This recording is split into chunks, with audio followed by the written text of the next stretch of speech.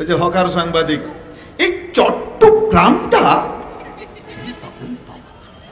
কি লোক, তার চট্টগ্রামটা নিয়ে নিলে তার ইয়েই হয়ে যায়, সেই হয়ে যায়। পরিষ্কার উস্কানি।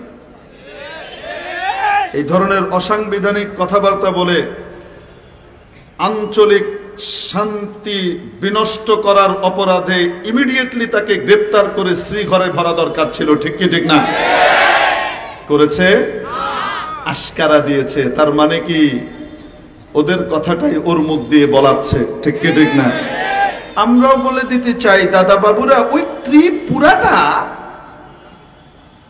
ওটা হয়ে গেলে আমাদের রাঙামাটি থেকে ওই মৌলভীবাজার একদম কাছে, আমাদের 400 কিলোমিটার ঘুরতে হয় না। এই ত্রিপুরাটা একটা হয়ে গেলেই হয়।